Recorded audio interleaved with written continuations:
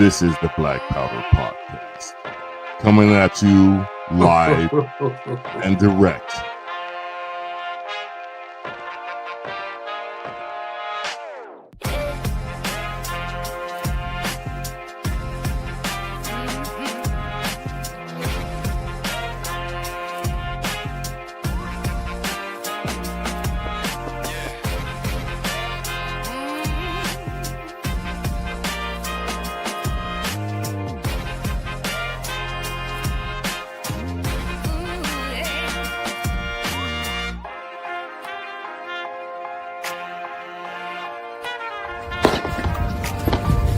Your salty tears season my life.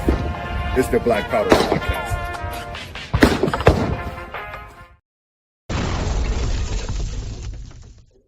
Yeah, that's the bomb, baby. You know what I'm saying?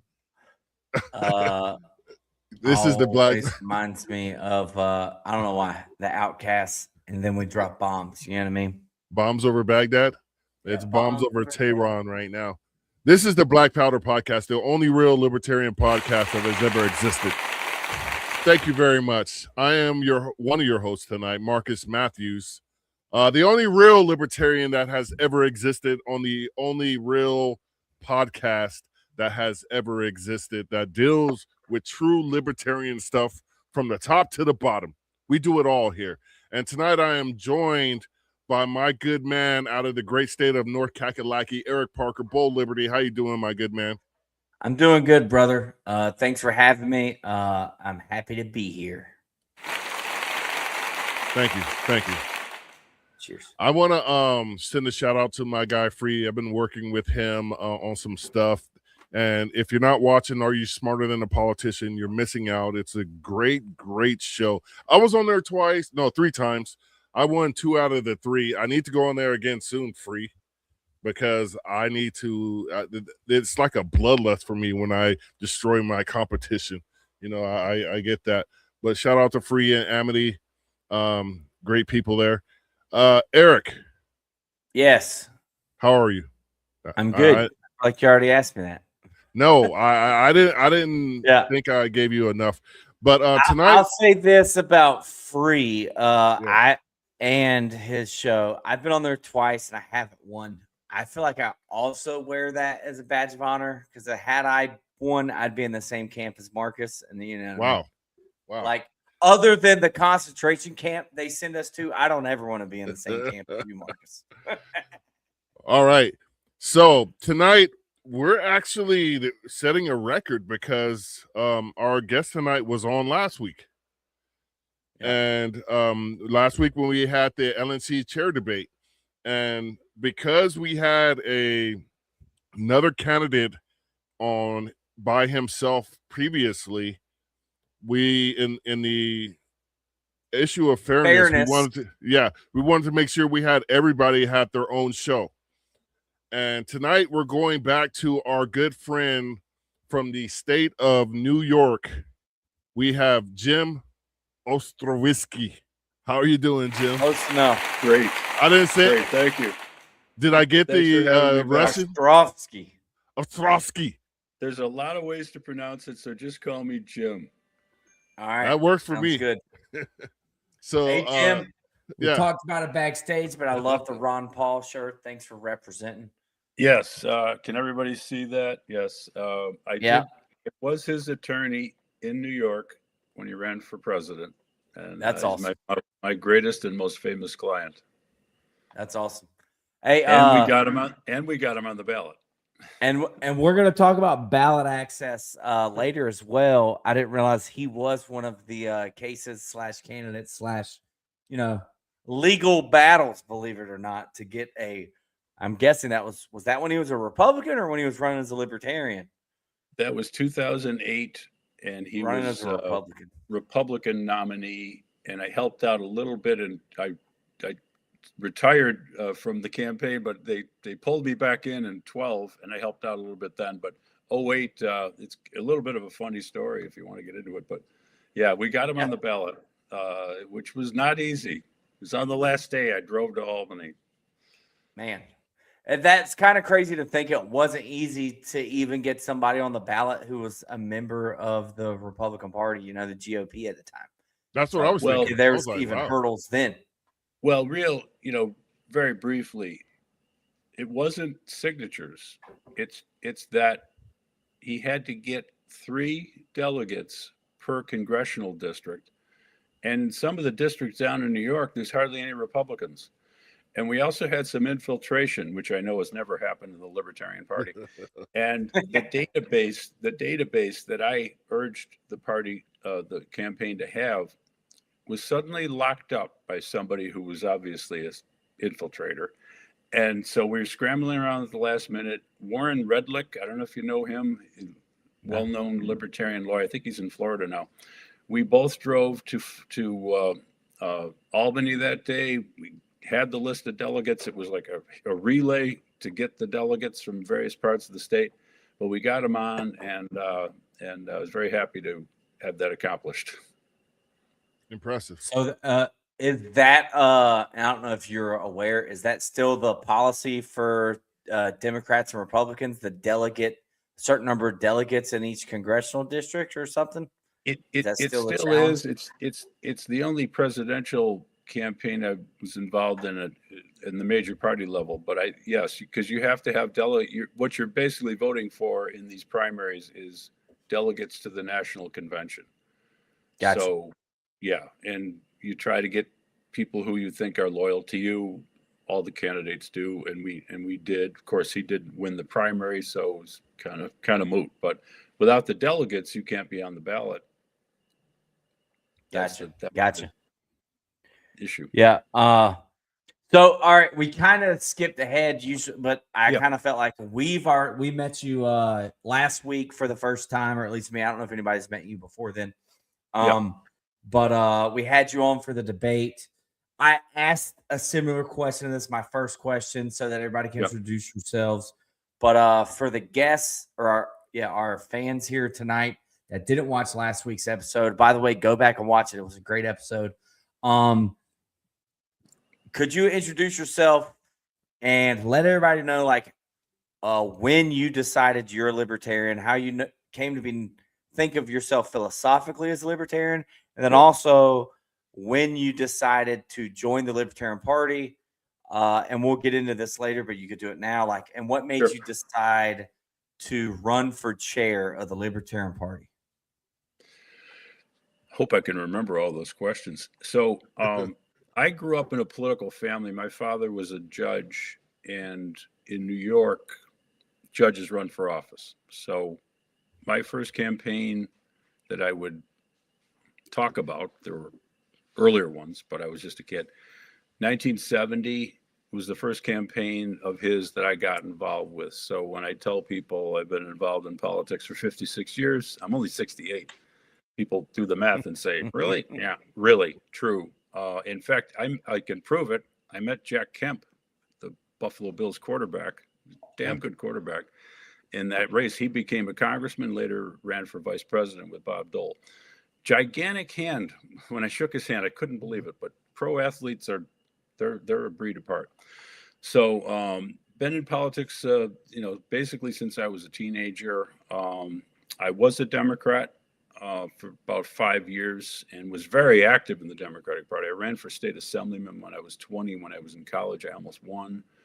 I was a serious political activist in the Democratic Party. And then around 79, I came upon the concept of libertarianism, read everything I could find.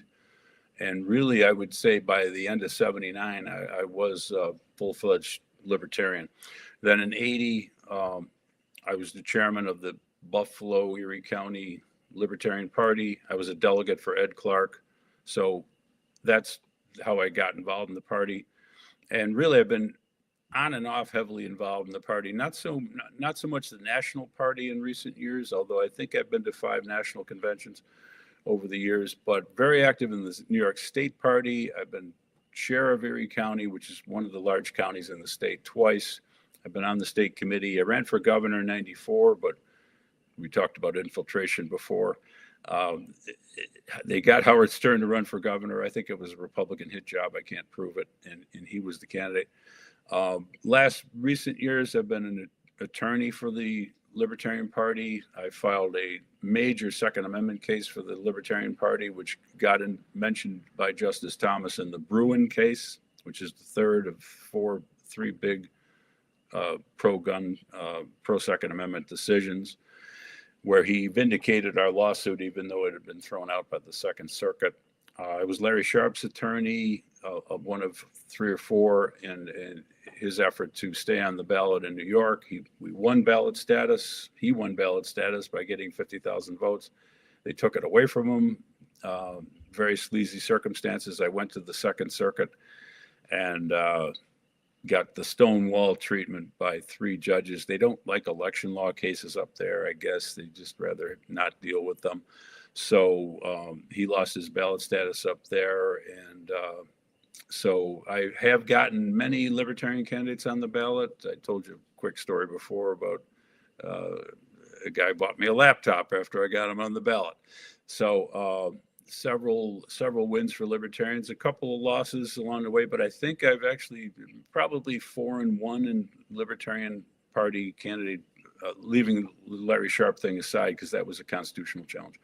So I've had some success in that, and I'm a ballot access lawyer for independent Democrats, independent Republicans. I've actually worked for, I like to count things. I've worked for 5 people in 5 different political parties. I've actually been the attorney for the Green Party. I've been the attorney for the Conservative Party in Buffalo, and I've represented a lot of independent Democrats and Republicans. So I think that's kind of shows that I know my way around not only courtrooms, but I'm able to deal with people with different points of view. I'm a big tent guy. I'm hardcore, but I'm a big tent guy. We got to talk to people who, you know, we're at 1%. We got to talk to people who don't agree with us. So we're going to stay at 1% for a real long time. So you're like the John Adams type, you know, when he defended the Redcoats. Yeah. I mean, it's like the overall, in the everybody. nicest way we could say I represented some, you know, lawyers have to represent unpopular people sometimes, and I have, and I've never shrunk from that. You know, I've represented people charged with some very serious crimes. I've won some of those cases. I've lost some of those cases. I'd like to think the jury did the right thing, generally speaking. Big believer. One of my programs really is to educate people about their rights as jurors, because juries were one of the mechanisms that the founding fathers used to limit the power of government. And the other one is the right to bear arms. And they've tried to restrict the rights of jurors. And I want to have the Libertarian Party go out and educate citizens as to their rights, not only on trial juries. I think people understand that, but grand juries is really where the action is, because once you're indicted, you know, you've got to mortgage your house, and they'll force you to plea bargain. They'll charge you with 40 things. You'll have to plea bargain down to 3. You'll end up in jail for 5 years. So this is one of the things that I want to, I call it part of my direct action program, because unlike voting, if you're on a jury, you're really kind of the decision maker, as opposed to being one of, you know, a million people voting for a couple of jokers on the ballot. Yeah. And, I'm sorry, Eric. No, go ahead, Marcus. And that was the point I wanted to get at what you just said, because I posted this thing. It's like libertarians are the only political party that views their fellow American as an American, not as a conservative, not as a liberal, not as a Democrat, not as a Republican. We view you as another American, because if your liberty is in danger, so is mine.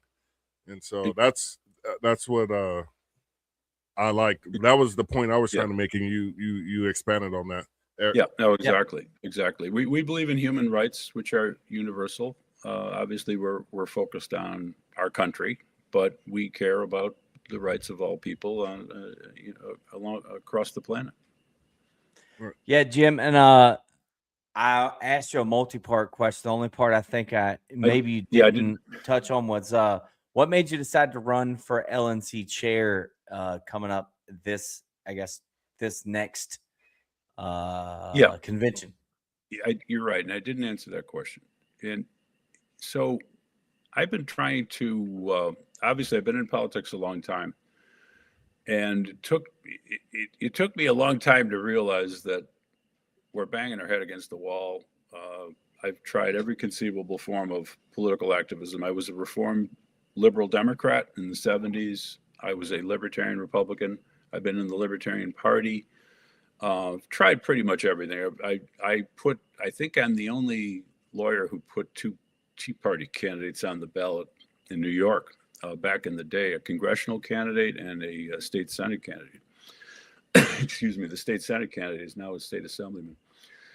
And so the problem with conventional politics is that it's rigged. And we could talk about why the ballot access laws are one thing. The main problem, the main reason why it's rigged, and I'll answer the question in a second, is that the parties that control the government, they use their control over the government to monetize that control. And they kind of siphon off about 1% of all the spending that they put in there. And when you run against them, they have $1 million and you have like $3,000 that you scrape together from your neighbors and a beer blast. And maybe your mom or dad lent you some money. You put in a couple hundred of your own money. And so it's rigged. They control the media.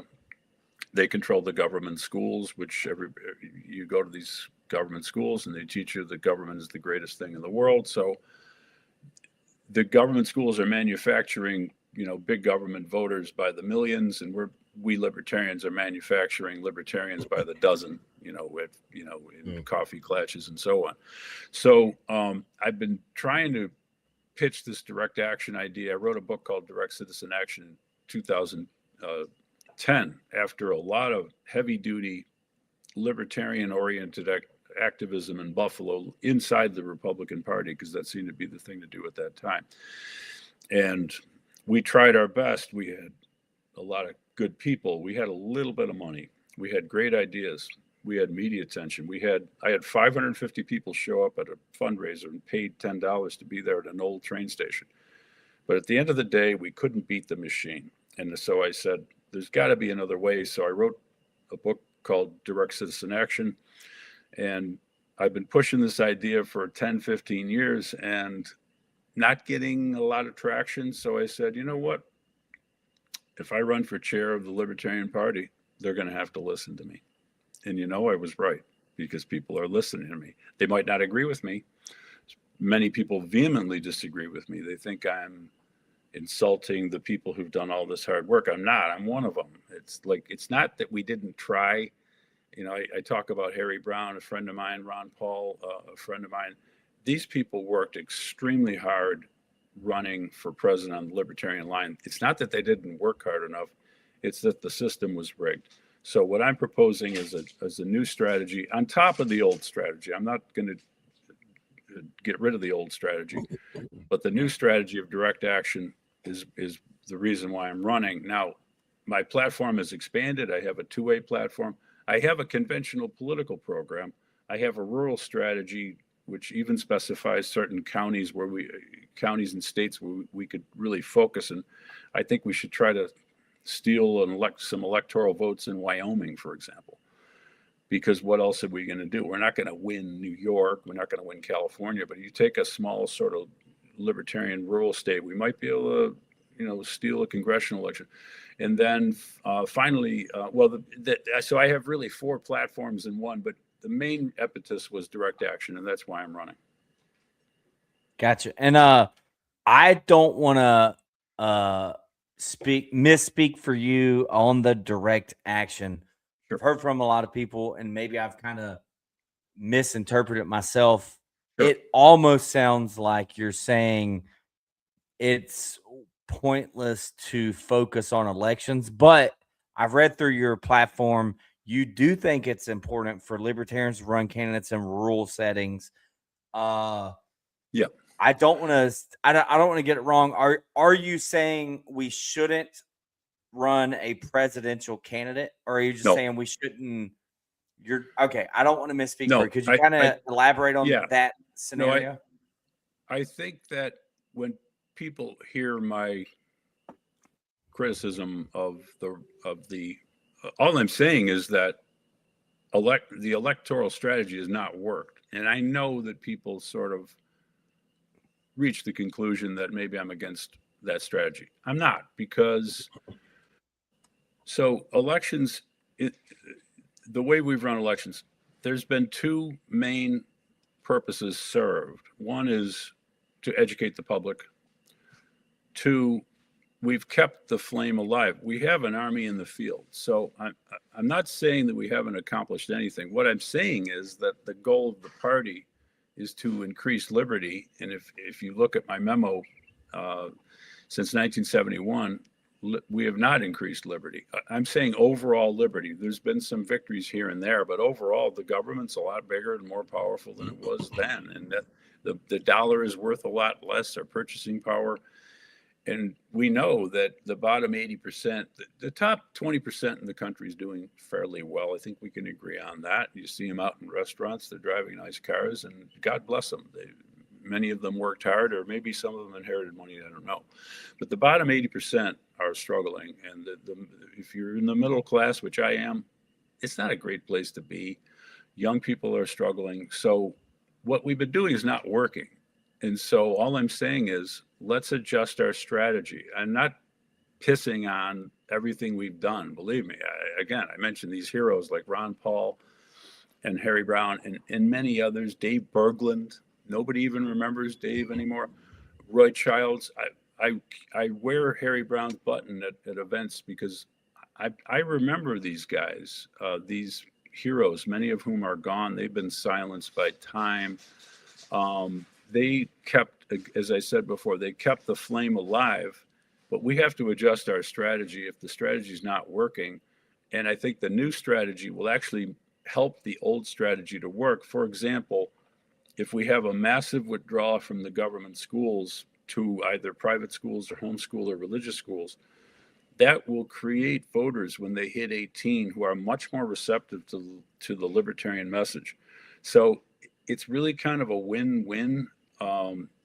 We can grow the party. We can have enough resources to run candidates. I do think we should focus them more strategically, like I talked about rural sheriff's races. Why is the sheriff important?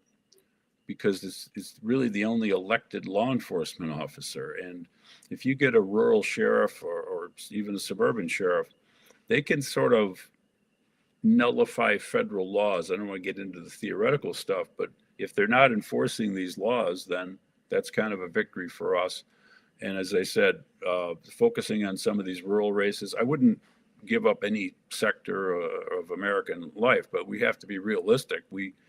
Let's play to our strength, and from there we can build out and go into the suburbs and then in the urban areas as well. Once we have more of a base, we're getting more attention from the media. The other form of direct action, which I think is very powerful, is voting with your feet. Now, the Free State Project in New Hampshire has led the way, but I think, not everybody can live in New Hampshire. I love New Hampshire. Not everybody can live in New Hampshire. The average price of a home there's $581,000. Don't ask me how I know that. I looked it up. So because you were thinking about moving. No, just kidding. We can nationalize. Well, I am. We can nationalize this strategy. I personally designed an app. We need to rank every county in the United States as 3,000. So even if you can't move, you have family commitments, job commitments, or whatever, you can move within your state. You can move within your county, by the way, too. There's variable property taxes, certainly in New York and probably most states that have property taxes. So we need to encourage these forms of direct action, which the great thing about direct action, like if you move from California to New Hampshire, for example, you have won the election with your one vote. You have increased your liberty, and you've deprived the machine in California of some of your money that they use to fund. As I said, they take about 1% of government spending and they put it in their machine one way or another, or they use government employees who are always signed out, when it's campaign time. So direct action works both for the individual, but also works for society in a slight way. But if you get enough people doing it, it works in a big way. For example, homeschooling, which is really kind of, it wasn't really a liberty movement program. I think people just did it on their own. But the numbers of people and numbers of children in government school has gone from 90 to about 87%. Now, you say it's only 3%. That's a big change. It really is. Let's say we make that 70%. Now you've got more voters receptive to libertarian candidates. So again, the direct action strategy will synergize with and reinforce the electoral strategy and actually make it work a lot better. So it's really a win-win. I know that sounds pie in the sky, but it's true if you think about it. So Marcus, go ahead. yeah, and I thought libertarians missed a grand opportunity in 2024 because nobody wanted Trump and nobody wanted Biden / Harris again. And then it was forced down our throats. You know, I'm not going to get into the convention and what happened there and all that stuff. I wasn't there, but I know people who were, so to speak. But currently Americans are wandering the desert aimlessly. Almost the majority of America. Well, there's more independents than there are percentage-wise than Republicans and Democrats in America at this point. My state of California, it was 30-30-30. Now it's 25-28 and approaching 35+% independent. Somewhere, you know, I'm not adding those numbers up quickly in my head, but where we are as libertarians is at another moment, carpe diem moment, in America. And we're going to see this in the midterms. We're going to see this in 2 years, where we're going to have a grand opportunity to move the ball in this game, so to speak, to use a football phrase.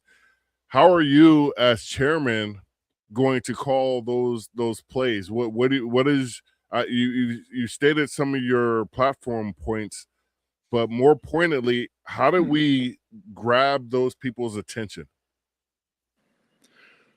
Well, you're right. MAGA clearly has failed. It's falling apart. And as I said at one of the debates, I mean, we all live here, and many of us have kids and are concerned about the future. And we don't really want to see the president fail, in spite of our partisanship. But he's failed on his promises. So MAGA has fallen apart, which is bad for the country, but it's good for us. It creates an opportunity. There's a gap, as you say. So how do we fill that gap?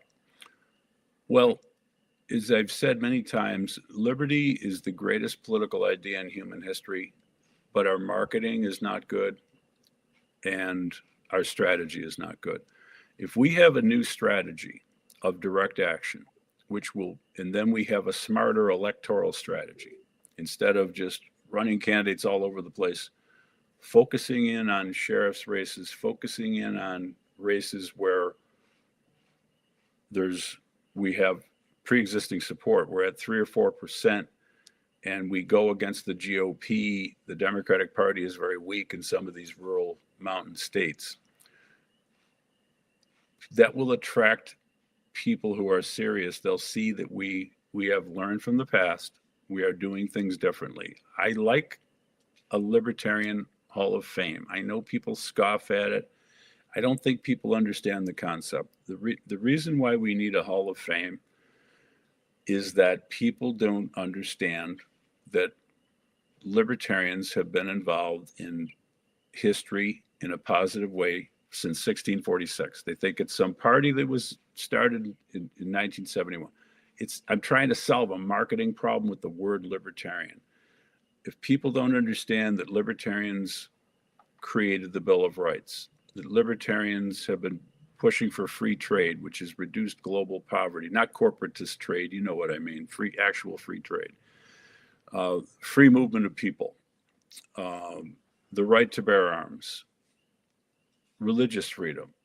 We were involved in all those battles. I'm not saying that every single one of those issues was created by libertarians. For example, habeas corpus was way older than the libertarian movement. But when Bill Clinton got rid of habeas corpus after the Oklahoma City bombing, the only people who cared about it were libertarians. So we've done a lot in history. The American people don't know this. We've been around a long time. American people don't know it because we were called different things. There was the New York Democratic Party under Martin Van Buren was pretty libertarian. They were called Loco Foco. They weren't called libertarians. So we need a strategy conference. I don't think the liberty movement, the modern liberty movement, has had a strategy conference. And if we in an international strategy conference, and if we had one, it didn't work. We need a new logo. What is our logo? I ask people this. They say it's the chicken on the stick. I rest my case. If you're calling your logo chicken on a stick, one of the problems with a lot of our logos is they have these historical references, like the Statue of Liberty, the tri-cornered hat, the eagle. All this stuff is hackneyed and cliched. It doesn't mean anything. It doesn't appeal to young people. If we can't appeal to people under 30 and under 25, because after a certain age, your brain kind of freezes into concrete and you don't want to change your views anymore. We've got to get young people. So new strategy, new marketing, the Walk for Liberty. That, again, people scoff at it, but we have the least healthy, wealthy country on earth. 40% obesity, including children. How are you going to fix that? You're going to go to Congress and lobby Congress, which we already know is bought off by big pharma and big medicine. You're going to go to your state legislator. I can tell you, if you go to Albany, New York, everybody's been bought off. They will not listen to you. You won't even get a meeting. But if we get people out walking 7,500 steps a day, which has been proven to reduce mortality and morbidity, we will, by our direct action, increase the health of Americans, which will reduce costs. Half of all government pays half. So again, with new strategies, and there's so much talent in the Libertarian Party. You say, well, Jim, how are you going to make this happen? Personally, I'm not, but you know how many smart marketing people there are? Social media people. We're very good on Twitter and Facebook, much better than I am. We can market these ideas, get people energized, particularly young people, and people will start to view the Libertarian Party as an actual alternative, as opposed to being politically irrelevant, which unfortunately it has been in recent years. Well, I would just say, to your point, if people can see RFK Jr. as the face of MAHA, and he admitted he snorted cocaine off a toilet seat, we could probably do a pretty good job at marketing libertarian ideas about making America healthy again and things of that nature. I would say. Yeah, it just for the benefit of the audience. I'm running a positive campaign. I'm running for my ideas. Right. I love the other candidates. They're all good guys. But during the lockdown, I was there fighting the lockdown. I filed a major lawsuit against Cuomo over the lockdown, which a judge sat on until it was moot. I can't tell a judge to issue a ruling. I filed a major lawsuit against Kathy Hochul when she put masks on kids in the schools. And about 9 days after I had her served in Albany, she rescinded the regulation. I wrote a book. I fought John Carroll University because my son was going there over the vaccine mandate. I wrote a series of essays on this, the worst civil liberties violation since slavery in America. So I'm very well aware of the sad history of American medicine, and the problem with American medicine is dominated by the government. And so I think we could take that MAHA issue, work with Kennedy, or go beyond Kennedy. Whatever he wants to do, I'll work with him. I saw him speak in Buffalo. I like the man, but we don't need to be limited to his agenda. We have our own agenda of medical freedom. But again, there's a lot of things that we can do to improve our own health without waiting for some politician to come along, because it's never going to happen. Word. Eric? I just wanted to ask you, and and I jest a little bit, but if you take some, I guess, concessions here on your rural plan for, and I hate the way I say rural, but on your rural plan, and I got some tweaks. How about that? Some suggestions. So if I was a Lars Mapstead delegate at convention, he was my presidential candidate of choice. I really liked, he was campaigning on the Stop 270. I don't know if you were at convention or if you follow Lars Mapstead, but he got national recognition with this. And his plan was to try, if he had been the presidential candidate nominee, and I think he was the best guy, but it was to get a essentially a electoral vote in Maine and Nebraska, because they're the only two states that can split their electoral votes. So that's kind of similar to your rural plan. And I know I read your I guess your essay or your pamphlet and how it was a Wyoming that had a state committee man or a state legislator elected as libertarian because it was a rural state. Is there a fusion that we could do there, like include those two states? Oh, sure. And maybe if you're the chairman in the 2028 election, we could focus on those two states for our presidential candidate. Because I get it. You're not saying, hey, we're not running a presidential. You're not saying that you don't want to run a presidential. We have to. For ballot access, there's a reason why we have to. But would it be wise to focus our resources in Maine and Nebraska for that presidential candidate to try to get those electoral votes? I mean, I don't know if you've looked into it, if you're aware of that plan. No, you could kind of talk about that. No, I'm aware as a prognosticator. I've called a fair amount of elections correct. I missed 2020, but then, who knows who actually won in 2020, but not to go there. No, I'm well aware of Nebraska and Maine, and I think that's a friendly amendment to the idea. And quite frankly, I guess we don't have a party headquarters at the moment. I don't know. West Benedict, I guess, talked about how it was sold. But I've looked at Cheyenne, Wyoming as a potential headquarters.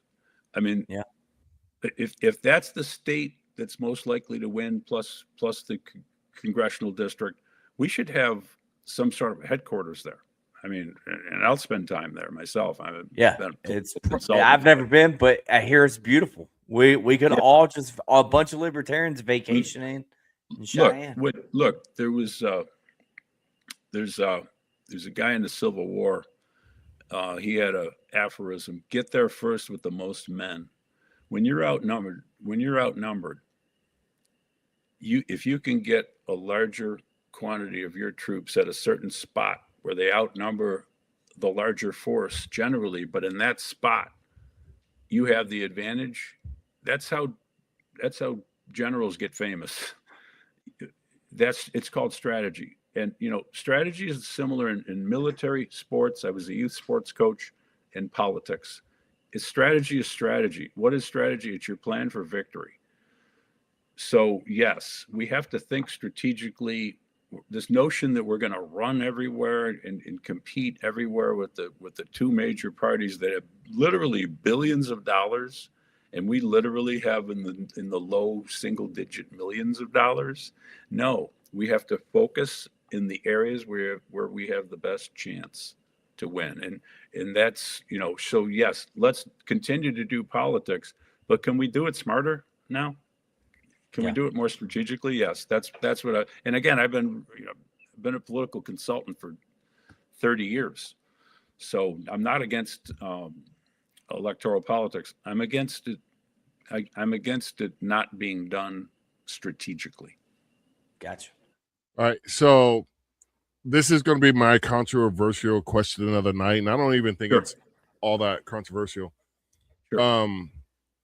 You're running for LNC chair, but would you be open to vice? You never run for vice president. A very well-known libertarian once told me. You never accept the vice presidency. Okay. I That's learned that a long time ago. Yeah. Actually, the guy who told me that, I'll tell you, the guy who told me that, he's still with us. Howie Rich. And I don't know if that name means anything to you, but he and his wife, Andrea, who's deceased, founded Laissez-Faire Books, where I used to walk over from Brooklyn Law School in the 80s to read I still have all those libertarian books from the 80s. So, I'm in this to win. Okay. And I'm not gonna tailor my message to winning or losing. I'm gonna say what I want to say. I care about that more than anything else. But I'm a very competitive person, and I'm in this to win it. Fair enough. Eric, do you have another question? Well, I was going to say, I think it was Stephen Nikala, the current chair, and I think we talked about this. I think he's done a really good job, kind of doing his best to right the ship in the circumstances. Yep. It was I guess, was elected to chair in. I know he was a Mises friendly guy, and like for the record, when I ran for Jacksonville City Council in 2023, I didn't win. That was Jacksonville, Florida. I'm in North Carolina now, but I got 34.5%, 55,000 votes, and raised $20,000. And that was a citywide race in Jacksonville. My Republican opponent, like you said, like maybe we should focus on running against Republicans. I switched last minute, like the day before filing, strategically to a race that was running unopposed, from a district race to a citywide race. So there it is again. Like, let's be strategic. Hey, look, I knew I wasn't going to win the district race. They were dumping several $100,000 in a district city council race. So I jumped in one that was a head-up race. Still didn't win, but I broke records for a libertarian. But Stephen Nikala, he was on, and he talked about, and it's kind of similar to yours, like, let's focus on sheriffs. I think it was him. He said, let's focus on executive offices more. So that would be like mayors and tax collectors and that sort of thing, because they can change a system and policies from the inside.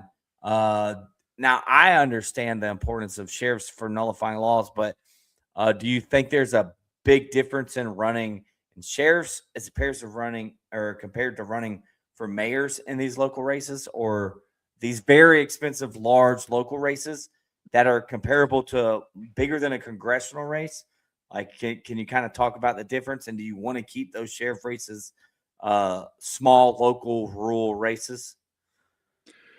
Well, it's really dependent on the situation. I'd have to analyze it.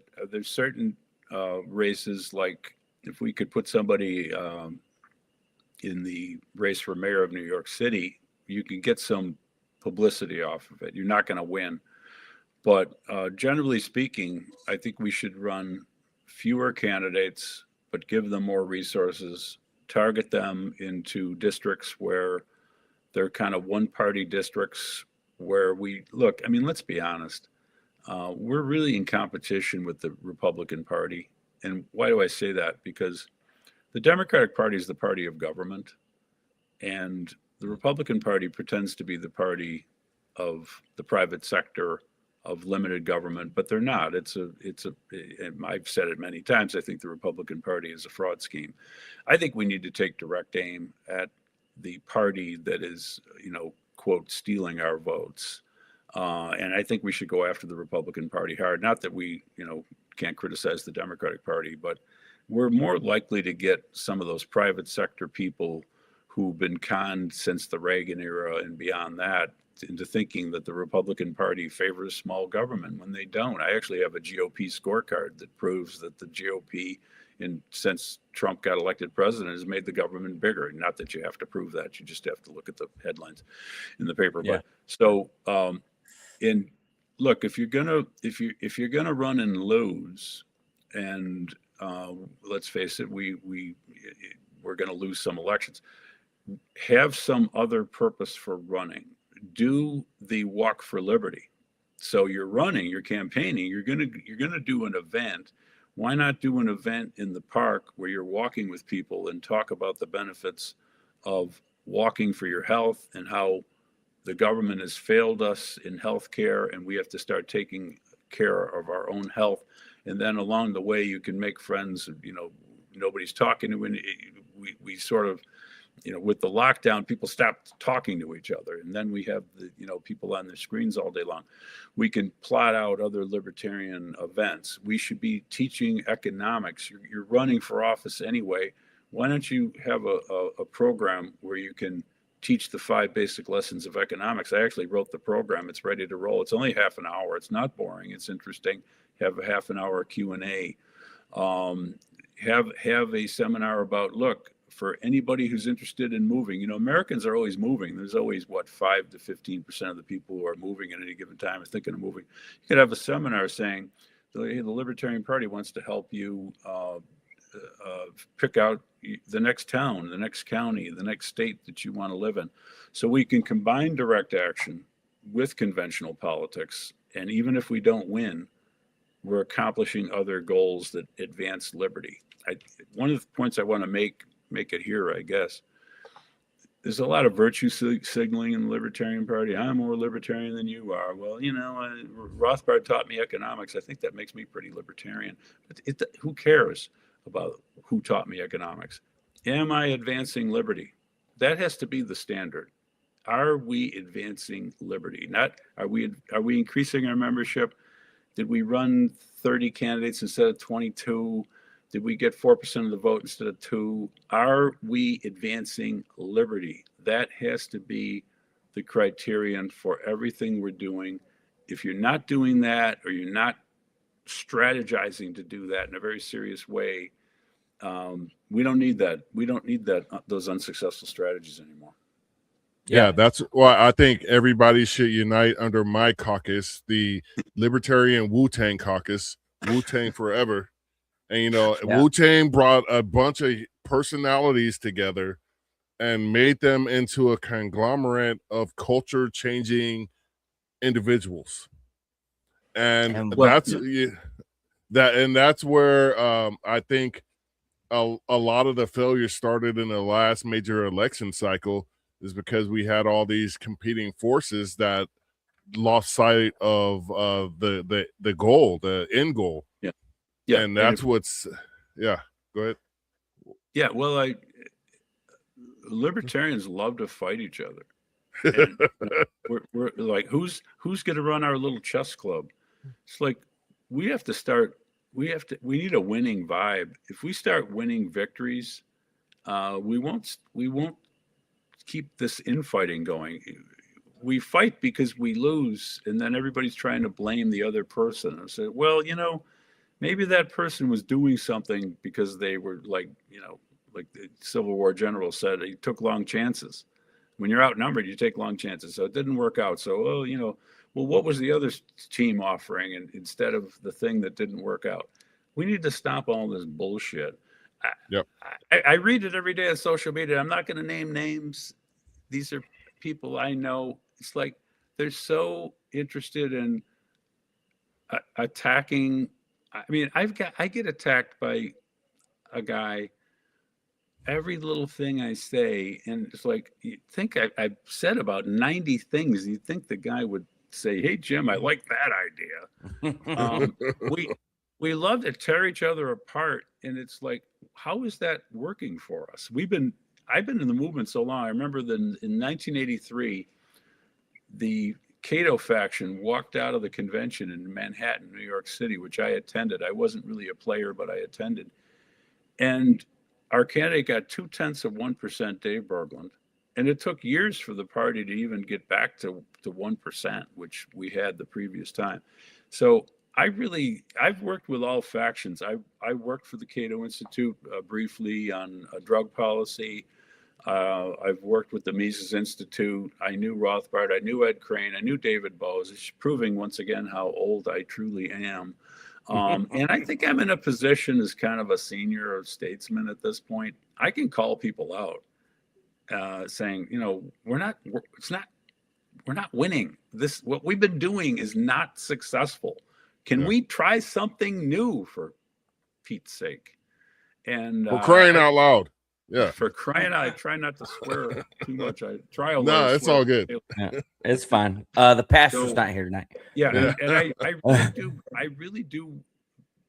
And some of the people who aren't supporting me, whatever, they will maybe not believe this. I really do want to unify the party to the extent that we can. There's always going to be sincere disagreements.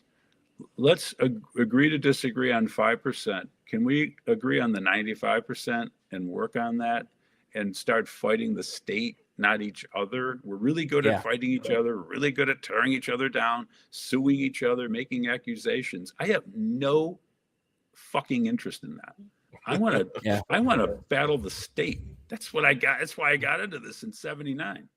Yeah, that drives me nuts. How much power and energy, and I mean, like we've seen it with former chairs that like fight internally more than focus their aim outside of the party. I just want to make one observation or point. Like when I was running for city council, and you're running in a local election, like it does give you like that. And I'm not saying you disagree with this, but like that built-in platform. Like I knew as soon as I filed, I started getting emails invited to this organization to speak, or that organization, or this candidate forum, or that candidate forum. And like I feel like I did a pretty good job of speaking about libertarianism, about localization, about deregulation. And that's a platform that wouldn't have been given to me had I not been running for office. And I get it. We don't get that at the national level, like other than Chase Oliver got invited to the third party debate, and it's like, I mean, you could watch it on YouTube, but that didn't move the needle. I'm not saying, but my point is, you still go to or as a candidate, you go to almost everything you're invited to, unless like there was one time where it was essentially a socialist forum. And there was something else I could have went and done that I could have actually spoke my brand and it been accepted. I chose the better option. But anyways, I digress. And I also wanted to say, you made the point earlier about like convincing people to kind of vote with their feet and move somewhere more local. When I was living in Florida, the Libertarian Party of Florida was thinking about starting a free county project. And all they did was just look at the county in Florida that had the most registered libertarians. And it was actually Nassau County, Florida, which is Yulee, Fernandina Beach, north of Jacksonville. And it had as the town I grew up in, or the county I grew up in. So like that could be a strategy. Like each state affiliate could look at it and be like, hey, if you wanted to be around more people like you, here's the county with the most registered libertarians. Try to consider moving there. And that's just that's a good idea. I have a second app which ranks, will hopefully rank the freest county in each state, because not everybody can, some people have to stay in the state for family obligations, business, whatever, or just their preference, but you can vote with your feet within the state. I have an app for that. I have an app for nationally ranking all the counties, but within each state, you should be able to figure out, well, what would be the freest county? And then I think we should go to that county and promote it and get the real estate agents out saying, this is a great county, and, these are the people you want to contact to get a house. So I understand that it's the Free State Project idea, but I'm not running for chair of the New Hampshire party. I'm running for chair of the National Libertarian Party. And my concern is to increase American liberty. So I think we can take that voting with your feet concept, which people have been voting with their feet for 500 years. My ancestors left the British Empire, where they were suppressed because they were Irish, and they left the German Empire, where they were suppressed because they were Polish minorities. So people have been voting with their feet for a long time, and it's a strategy that actually works a lot better than voting at the ballot box. And that's why the libertarian message is so critical, because a lot of the reason why people can't vote with their feet is economically, and the economics behind why they can't make that move is because of the government being in their damn way at every facet, because you have to pay the government to buy a damn house, buy a car. Yeah. When you get a job, they're going to take money from you, so it takes longer to save up to move to somewhere where you can start fulfilling your American dream.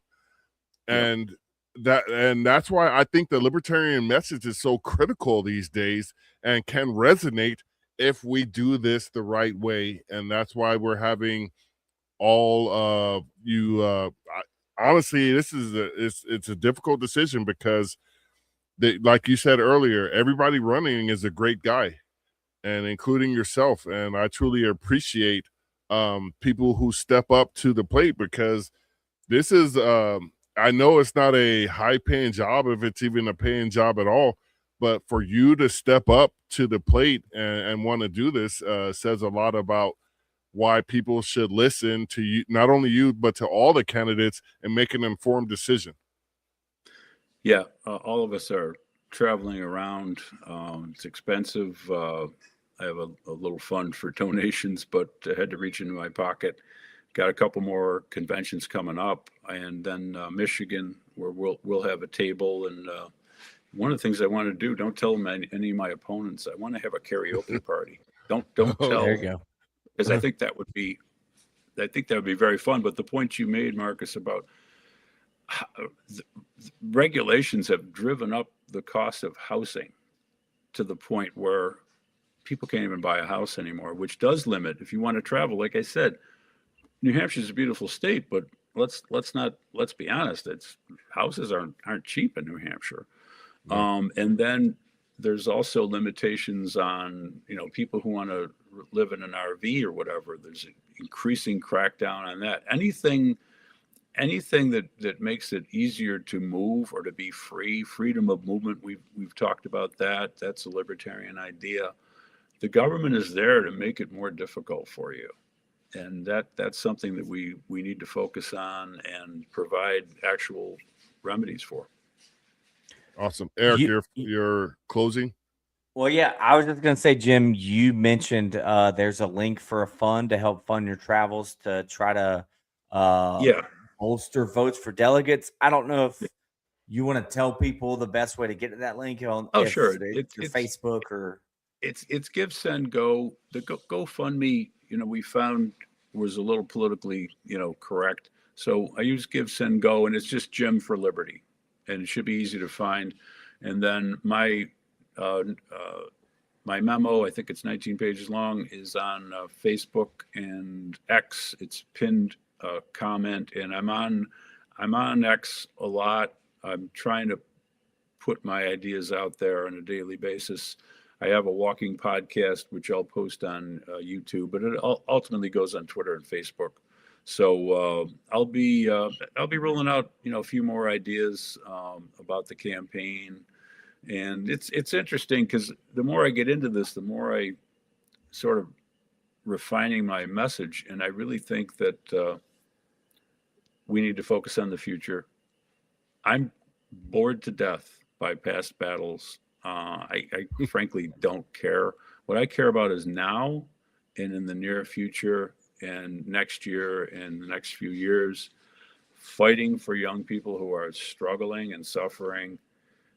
Unifying the party. We're going to have disagreements. That's fine. Doesn't mean we can't work together to battle the state for liberty.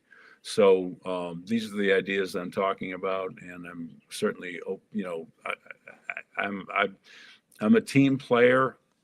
So I look forward to working with the other officers, whoever's elected, the state committee, the local committees, and the local state parties as well. Any ideas I propose will have to be approved and accepted by these people, or else they're not going to be effective. So these are things I'm proposing, and I hope people will agree with me. But I'm certainly not going to force my will on anybody in any of these areas. Awesome. Eric? Hey, Jim, it's been a pleasure getting to know you over these last 2 weeks. There's a lot in your platform I like. There's not a lot that I disagree with. I'm glad we could get a clarification on your direct action and what it actually means. Sure. Everyone listening to this, I encourage you to go look at his platform. If you want to help him travel. I don't know how many more. You got any more state conventions before national convention you're planning on going to? Yeah, I'm going to Ohio and Iowa by car. I'm sick of airports. I've seen all the airports. I hear over that. the sea. I had to fly to Florida, Texas, and California, but I'm driving to Ohio and driving to Iowa, and then I'm going to drive to Michigan because it's not that far from Buffalo if you cheat through Canada. There Word. you go. I guess Free is helping us sign out tonight. He says I talked to Jim. Free's a great guy. We've become good friends. We've had a few drinks, and we got to stop meeting. He's all right. You know what, Jim? I have a very high respect for you. I hold you in high regard, but don't take it down a notch complimenting Free. Yeah, we're up here now. Yeah. You. I mean, let's just keep it cordial, and let's not give that guy too much credence. But he's a great guy. He's been helping us out, getting this podcast more modern graphics and things of that nature. So truly appreciate him. And I, like I said, I appreciate you and what you've done. Oh, hold on, one more from him. I'm the third rail of the Black Powder podcast. Quite fitting. Yeah. You know, Tubb wasn't here tonight. He had other obligations, and we truly he's missed running him for city council. So yeah, so he's doing stuff. And for some strange reason, we still can't get away from a Florida man. And with a Free coming up, you know, I don't consider Eric a Florida man anymore. He's mastered the Appalachian drawl. There you go. I had that from Florida, you already but now it's Appalachian, Southern Georgia. Yeah. So, like I said, thank you very much. Yeah. Was there? Thanks for having me. It was a lot of fun. All your contact information with Facebook and X, Twitter. That was it. There's nothing else, right? Yeah. Easy to find Jim Ostrowski on X and Twitter, and if you search for Jim Ostrowski Buffalo on Facebook, you'll find me. I'm easy to find. All right, Jim. I'm on TikTok too, but I don't get a lot of traction. A lot of traction, yeah. Well, we wish you the best of luck. You know, we can't officially endorse anybody on here. Sure. But we truly could, look but I don't think we're gonna. Yeah. I wish you the best, and you know, I don't think we're gonna lose with anybody, but like I like that question, if we were vice, go for the top, or it's all or nothing. But I can dig it, that's for sure. Yeah, I get it. This has been the Black Powder Podcast, the only real libertarian podcast that has ever existed in the history of mankind. And we want to thank everybody who watched, listened, and sat around for us for the last hour and 3 minutes. As we always say when we end this podcast, live free or die.